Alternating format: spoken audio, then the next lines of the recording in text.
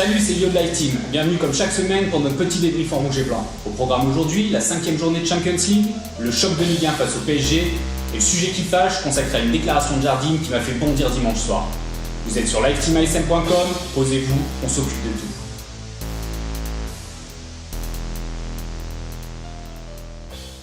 Avant de commencer, et histoire de vous redonner un peu le sourire après cette belle semaine de merde, on vous fait gagner le maillot de Camille Glick, dédicacé, le maillot officiel avec les badges champions et tout. Pour ça, il suffit d'aller voir sur notre site internet, tout est expliqué, il va falloir être attentif, et vous allez peut-être repartir avec ce maillot. Bref, sans transition, on passe au match de la semaine.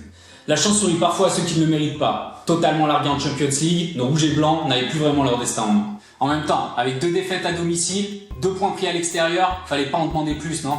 Et pourtant, à la faveur du nul entre Beşiktaş et Porto, il suffisait de gagner les 2 derniers matchs pour passer. Une chance inespérée mais bien réelle. À quelques heures de recevoir Leipzig, l'ASM était en bonne position. Alors là, je m'en frottais les mains. Je m'étais pas farci ce Beşiktaş Porto pour rien. Putain, à 20h45, incroyable, mais on peut encore se qualifier. Je me dis que ça va sortir les coronesses, que l'occasion est trop belle là. Sans surprise, Jardim reconduit le 4-2-3-1 avec Fabinho, Tielemans et Moutinho au cœur du jeu. L'ASM a les cartes en main, mais d'entrée de jeu, on sent que les joueurs n'y sont pas. 16-7 Jemerson à la 6ème et but de Werner à la 9ème minute. Putain, même pas 10 minutes de jeu et l'affaire est pliée.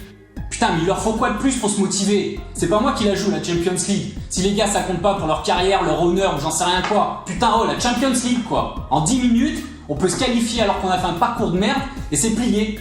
Comme choqué par ce début de match catastrophique, les rouges et blancs balbutient une bouillie de football. À la demi-heure de jeu, Werner profite d'une faute de Falcao dans la surface pour s'offrir un doublé sur penalty. C'est un cauchemar. Un cauchemar. Franchement, je peux pas expliquer ce sentiment d'impuissance de les voir comme ça perdus sur le terrain quoi.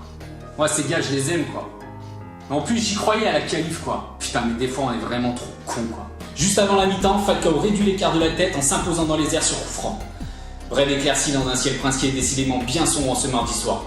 Dès l'engagement, la défense laisse Naby Keita se retourner et redonner 3 buts d'avance aux Allemands. Mais putain, mais tu veux dire quoi? Hein? C'est que les psych, dès qu'ils accélèrent, c'est but. Incroyable, nonchalance, passivité, mauvaise entente. Comment il peut marquer l'autre Keita là avec Fabinho et Glick sur le dos? Comment il peut marquer? 4-1 à la mi-temps, la messe est dite. Les changements n'apporteront rien. Monaco s'est fait rouler dessus et n'a pas donné une seule seconde l'impression de vouloir se rebeller. C'est triste à voir. Perdre, se faire éliminer, rater un match. Ok, ça arrive, ça reste des humains. Et franchement, on n'est pas les premiers à tailler gratos les joueurs. Bien au contraire. Mais là, oh, mardi, ce qui fait mal, c'est pas la défaite, c'est la manière. Éliminée de toute compétition européenne, l'ASM doit néanmoins se reconcentrer sur le match de dimanche face à Paris si elle espère un minimum défendre son titre de champion. Ou pas, et on en reparlera dans le sujet qui fâche. En conférence de presse aux côtés du coach, Youri Tielemans a déclaré: ce sera un match très important, à nous d'être au niveau dimanche, mais ça reste un match de foot. On n'a pas peur. Et bah tu devrais mon Youri, parce que si vous n'avez pas peur pour vous, ayez peur pour nous. Les Parisiens, tu crois quoi? L'année dernière, le titre, pour eux, on leur a volé, c'était un acquis, il leur revenait de droit, ils le digèrent pas. Alors tu crois qu'ils vont arriver au Louis II avec des fleurs? Et non, ils cartonnent tout ce qui passe. Alors Monaco, avec ce qu'on leur a fait l'an passé, tu penses bien?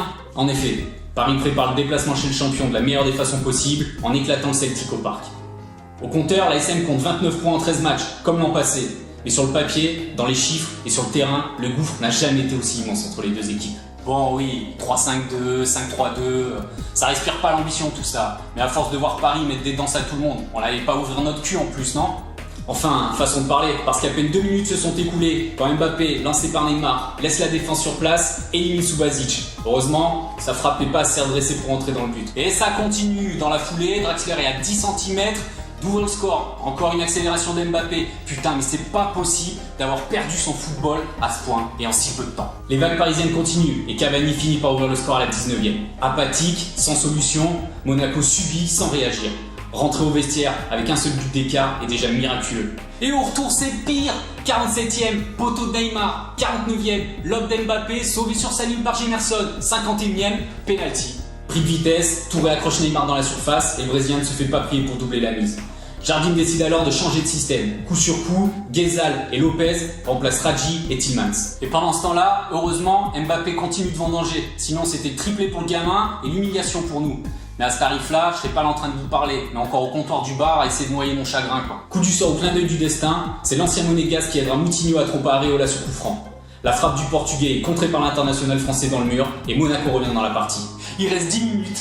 Et putain, comme à chaque fois, je peux pas m'empêcher d'y croire. Allez putain, le point du hold-up, le point du match nul, on la connaît l'histoire. Bernardo, Glick, on connaît, on sait. Non, restons sérieux.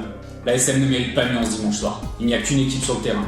Monaco s'incline justement et cède la seconde place du classement à l'Euro. Et c'est peut-être ce qui me fait le plus chier au final. Peu importe. Il faudra relancer la machine à Nantes mercredi pour ne pas se laisser distancer. Le peu d'espoir de titre s'envole, mais la qualification directe pour la Champions League doit devenir le nouvel objectif. Quand Jardim dit que l'objectif c'était pas le titre, ça veut dire quoi? Ça, je peux pas l'accepter, je peux pas l'entendre. Ça veut dire quoi? Que dès le début de saison, on sait qu'on n'a pas le niveau, qu'on n'a pas l'effectif, qu'on essaiera même pas de lutter? Je vais développer ça dans le sujet qui fâche. Manque d'ambition ou réalisé? C'est la question qu'on se pose. Autant sur le papier, la différence entre Paris et ses concurrents est énorme. Bah oui, rien de surprenant. À plus de 200 millions, tu plies facile la concurrence. Mais sur le terrain, c'est 11 bonhommes. Et les nôtres, c'est pas des peintres non plus. C'est des joueurs pros de football, non? Alors comment analyser cette phrase de Jardim? L'objectif n'était pas le titre.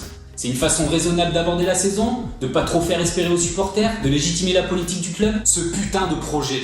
Moi aussi, ça me les brise. Moi aussi, je voudrais qu'on soit compétitif tous les ans. Ça fait 28 saisons que je supporte cette équipe.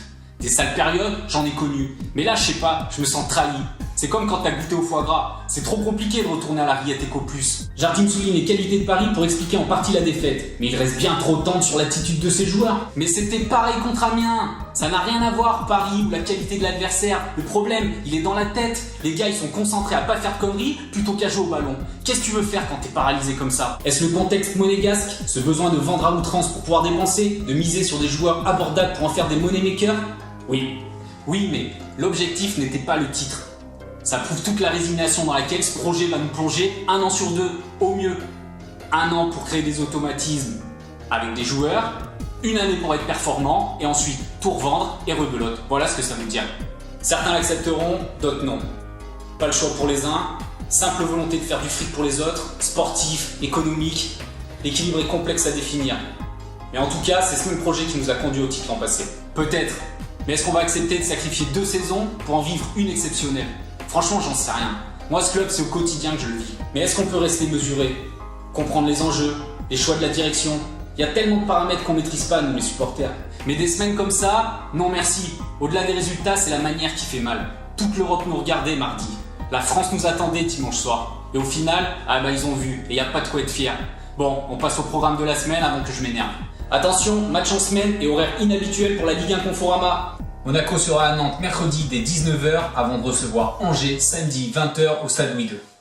Et info de dernière minute, hier soir la SM a officialisé l'arrivée de Michael Emenalo au poste de directeur sportif. Après 10 ans passés à Chelsea, on lui souhaite la bienvenue en principauté. Rendez-vous sur notre site pour en savoir plus dès maintenant. En attendant, n'oubliez pas, on travaille dans l'ombre pour éclairer nos lecteurs. Prenez soin de vous, ça reste que du foot. Allez, bonne semaine à tous.